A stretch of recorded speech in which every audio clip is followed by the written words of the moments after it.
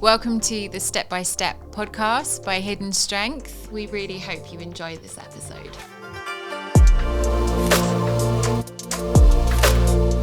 Hello. Welcome back to another episode of Step by Step, the podcast by Hidden Strength. And on today's episode, we have the wonderful, the incredible Chloe. Hello. I'll do it.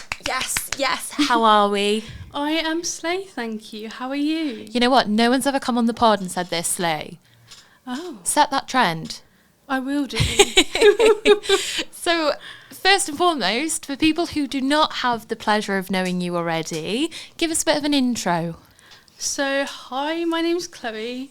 I'm 20 years old. I'm autistic, ADHD, and I also have bipolar. You really said, I'm going to let people know straight out the door. Yeah. And I guess it ties in really nicely because the reason that we're here today and we're talking together is to understand not more about your story, but also the highs, the lows, and the lessons that have come with that. So talk me through, where does this journey begin? Wow. Where do I start? From the beginning? Well, it starts when I was 11, actually, when I started struggling with my mental health. Engaging in risky behaviours and really struggling mentally, then eventually ended up in hospital at 13, and there's been a very rocky journey since then, but we're getting there and very in a very good headspace at the moment. So with that and 11 beginning these risky behaviours and the start of what we now know is your journey with mental health, what did that look like? How did you know you were struggling? What was different, or what did you notice about yourself? For me, I started engaging in self-harm behaviours, and I was very low, and I felt like there was no hope and that I couldn't do anything with my life and I wouldn't amount to anything. But then it turned into psychosis and very traumatic events happening because of my psychosis and leading me to becoming an inpatient at 13 years old. And was that a decision that caregivers just took and was like, this is happening, or was there medical intervention? I was sectioned under the Mental Health Act at 13 when all of this happened, and my caregivers didn't have any input really. It was a case of, we're sectioning her, and they didn't fully understand what was going on for me because I had no capacity, but they decided we're going to section her. I mean, you say your caregivers didn't understand, and of course, to some degree, being in active psychosis, there is that ultimate brain fog, almost how people describe it in the past as like an out-of-body experience. Yeah. How were you meant to understand what was happening, not just at a young age, but at a time where so commonly we haven't been able to talk about mental health and talk about the realities and how that looks like and symptoms, and being in psychosis often implies that you're at a point of crisis. Yeah. So how did that happen? Did it just go from immediate crisis, or were there signs already there? There were signs that my school were actually picking up on, but they didn't inform professionals until too late, when I ended up being sectioned at my school. That, I can only imagine how stressful that would have been. Yeah. And being in hospital and as an inpatient at 13, were you there for long? I was in a CAMS ward for a month, which me and my family call a holding pen, because they did no support, no discharge planning, nothing. And lo and behold, 2 weeks later, I ended up in another hospital sectioned under the Mental Health Act the day after my 14th birthday. I was sectioned. Wow. Do you feel comfortable sharing more about what a holding pen means to you? Yeah. A holding pen, for me, that hospital, I'm obviously not going to mention the name. Please don't. No, sorry. Sorry. No, it's okay. But to me, holding pen means that no support was given. Nothing, I gained no skills, no therapy. I didn't receive any therapy whilst I was there. My medication wasn't changed. I was just sat in this hospital for 20, maybe 30 days. How do you have many memories of that time? All I remember is my sister writing to me. My sister was, how old was she then? Maybe 8 or 9 at the time. Oh, wow. I think more like 9. But she would write to me saying, "What's it like? Have you got any friends?" and everything like that. Bless her. And she is honestly one of the person who keeps me going. My sister is my person who keeps me going, and I will do anything to make sure that I'm here for her. Oh, what's your sister's name? Her name's Emily. Emily, love you. Like, I just love that. Talk to me a bit more about the transition from that holding pen, as you called it, into hopefully more consistent inpatient support where your needs were actually met, not just as someone who's mentally unwell, but just as a human being. Needs being met? Oh, tell me more. This next hospital I went to was 2.5 hours away from home. I got sectioned in the November of 2019, just before COVID started, and the support was non-existent pretty much.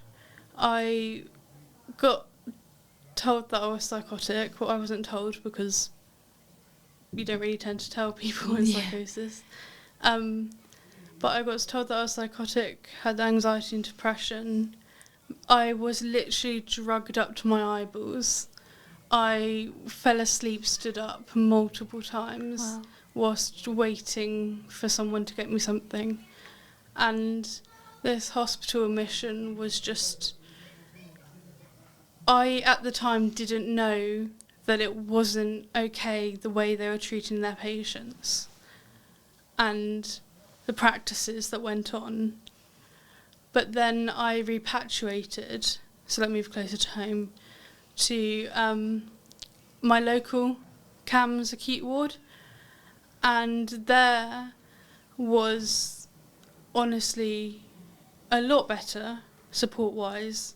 That's where I received my autism and ADHD diagnosis. And there was so much better understanding. Like, it was a member of the nursing team that picked up on the autism and ADHD, not the psychiatrist. But I was surrounded by a lot of unwell girls because it was a mixed ward, but we mainly had girls with eating disorders. And that really affected me a lot, but the support was a lot better. So you got a diagnosis of autism and ADHD whilst as an inpatient by a nurse. How did that come about? Was it just a great rapport you had with this nurse that was like, I'm noticing some behaviours kind of tick that diagnostic criteria? Or was it just more of an open conversation? How did that come about? I don't know who this person is that picked it up and told the psychiatrist. I have no clue to this day. And I hope that they watch this. Oh my gosh, yes. Because I would love them to know how much of an impact, a positive impact they've had on my life. Yeah. And they just it just happened to be a bit of a... I think I know who it was, but obviously I don't know. Yeah. But I just want them to know how much of an amazing thing they did for me. Especially, I mean, there's so much there. Neurodiversity in girls and women seems a bit like a myth. There's not enough research. There's not enough resources.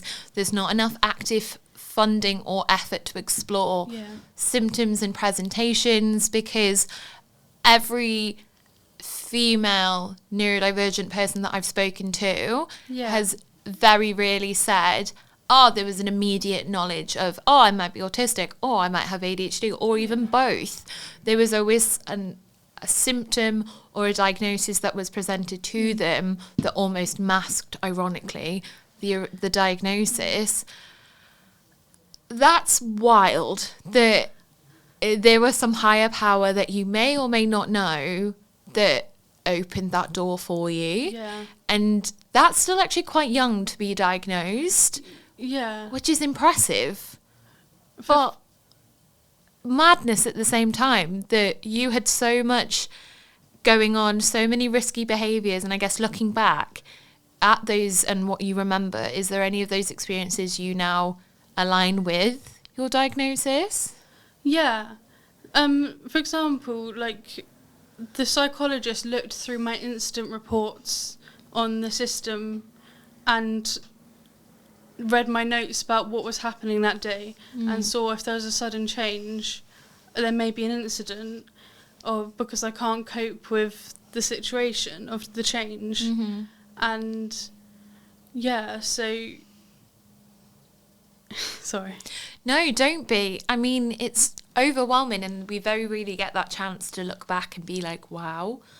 How does it feel having that diagnosis at that time? Was it validating for your younger self from 11 onwards? It was very validating from even 5-year-old Chloe, 3-year-old Chloe, like, because year 4 Chloe would sit in the school playground reading a cat encyclopedia front to back every single day for about a year straight. Wow. Just so she could get a cat. Yeah. So it's very validating for every walk of my life. Yeah. And then you mentioned bipolar. Yeah. And we've already touched upon the fact that so many neurodivergent women and girls will be met with more than one diagnosis, whether that is to cover up their neurodivergence or there is actually a mental health issue there. How, especially being autistic, how do you manage the mental health side of things? It's really difficult. I bet. Because I struggle with alexithymia, trying to recognise my own emotions. And with bipolar, that's quite hard because it's your emotions that are cycling, rapid cycling, and it's just hard because people also mistake burnout for depression, autistic burnout for depression, and that's something I really struggle with to this day, of people thinking I'm depressed when actually I'm just exhausted, sensory overload, and everything is just too much. Yeah. Yeah. The spoons are spooning. Yeah. The spoons are gone. Oh, no. And I guess for anyone watching, how do you describe spoon theory? I describe spoon theory as like an energy source, like a battery. Like, I could wake up with 15 spoons. I never do. And have a great day and be able to have a shower and only use 1 spoon compared to my normal 4 spoons. But spoon theory to me is a very good way of explaining how energised I feel and how much energy each task requires. Yeah. Yeah.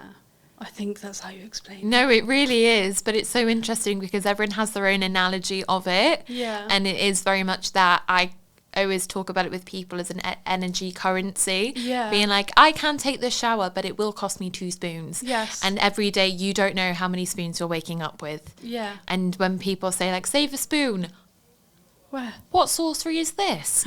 Like, how's that meant to happen? And especially with the bipolar diagnosis and the symptoms that come with bipolar, and just that rapid change and emotional whiplash, I guess, is the only way I can truly describe the experience. Yeah. How, whether that's through engaging in support or self-development, are there any ways that you manage that? Self-development and self-growth I think is the best thing you can do for yourself.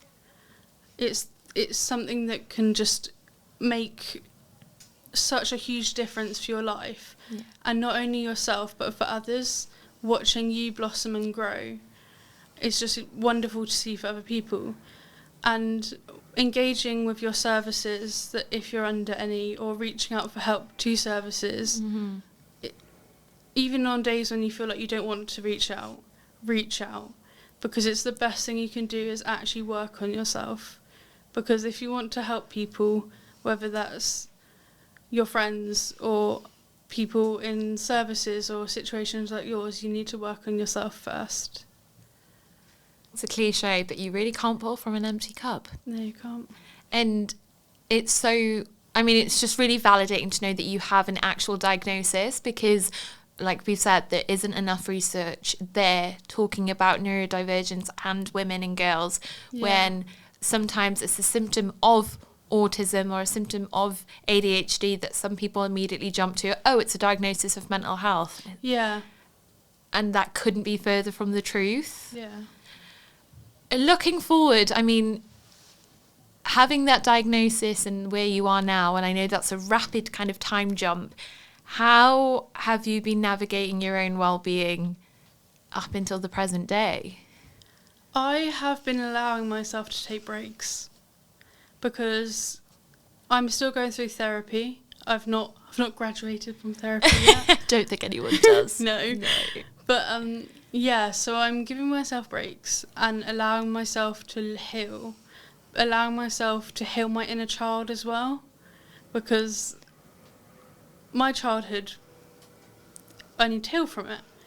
And just every day I try and reach out if necessary. I try to do things to help me grow and learn from myself. That's not easy though. No. So how do you do it? I push myself.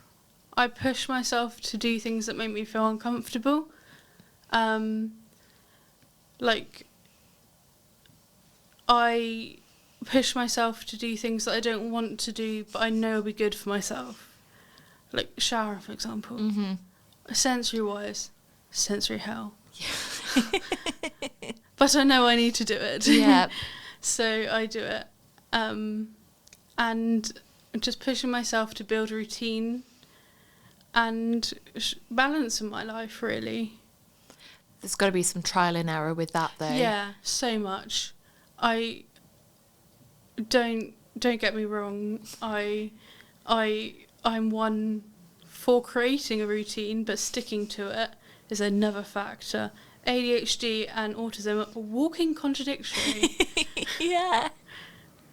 But it is that on paper, you're like, yeah, let's make it. Yeah. Let's have this plan. And if anything, from my experience of working with neurodivergent people, it's you've planned it to the minute that you've actually become your own worst enemy. Literally. Because you're like, I've made this routine, it's amazing. Oh, but it's my job now to complete that routine. And then you get overwhelmed and you don't know where to start because there's so much to do. Yeah. And then you're like, no, I'm not doing it. Yeah. Literally. Didn't mean to call you out there. No, but it's truth. Absolute truth. So it's been a lot of learning. Yeah. And I think it's really empowering that you've managed to get yourself to a headspace where you're open to the idea of help. Yeah. Because so many people aren't at that point yet. Yeah. How was that journey for you? I learned that I am the one in control of my recovery. I learned the hard way that no one's going to save me, that I have to do it for myself, that no one's going to swoop in and magically make it all better.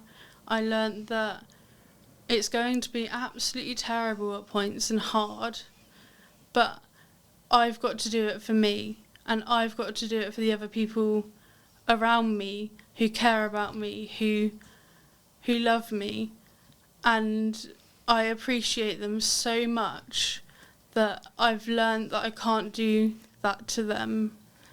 Like my sister, I couldn't do that to her, and I've learned that I've just got to keep going, because not just for me, mainly for me, bit selfish but not selfish. Thank you.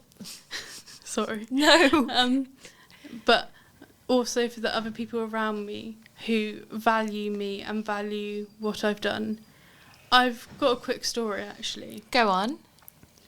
I have been doing training for a certain healthcare provider, and I'm going to be doing another training for her. The previous one was for psychiatrists, and the upcoming one is for occupational therapists.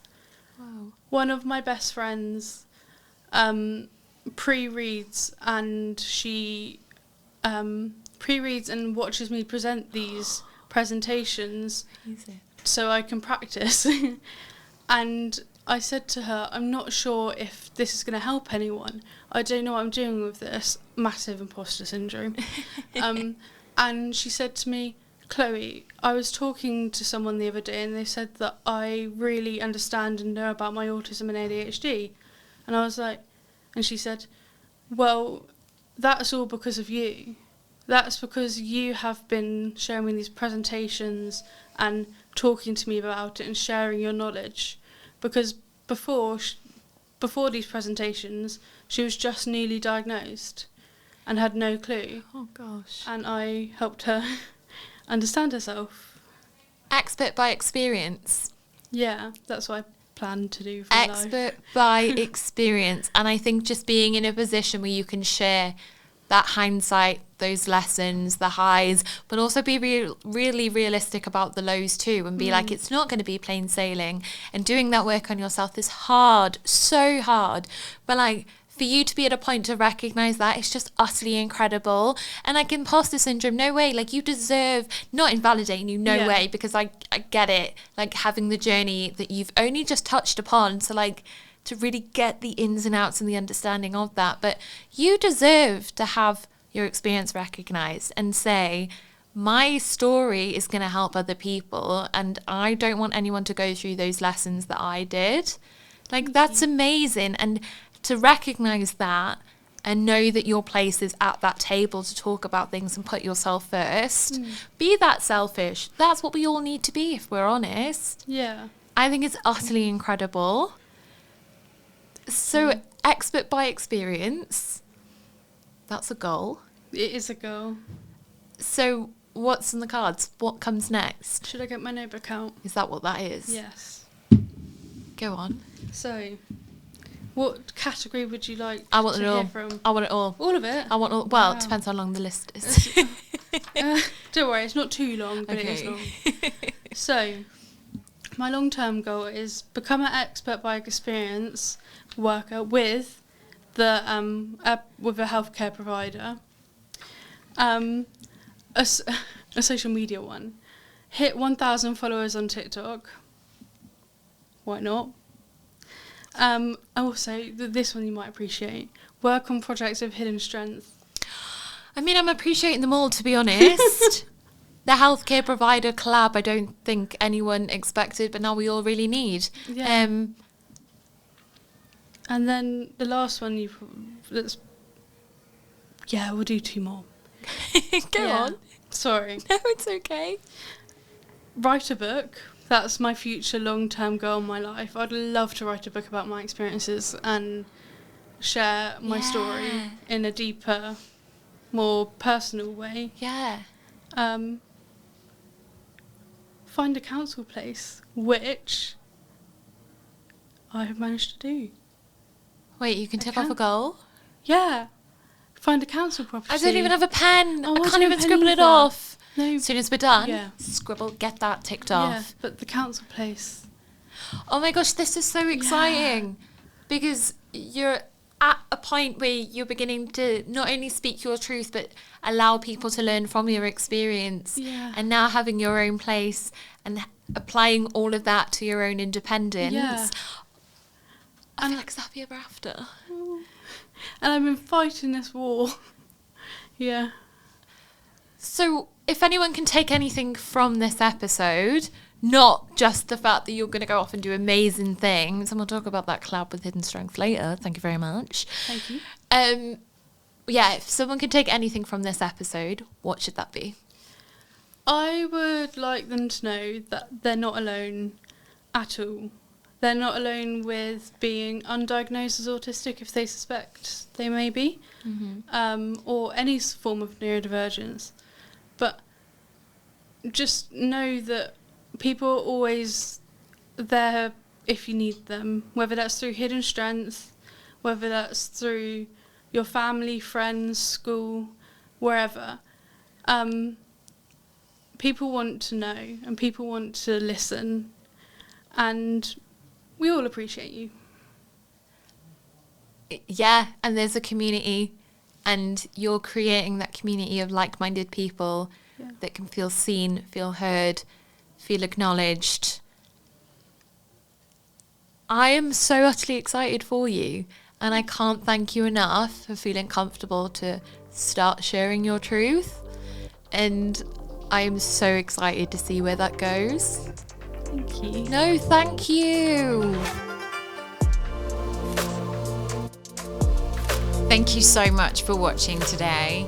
If you feel like you need additional support after the podcast, we've linked resources below. Please like, share, subscribe, whatever you're listening to us on today, and download our Hidden Strength app.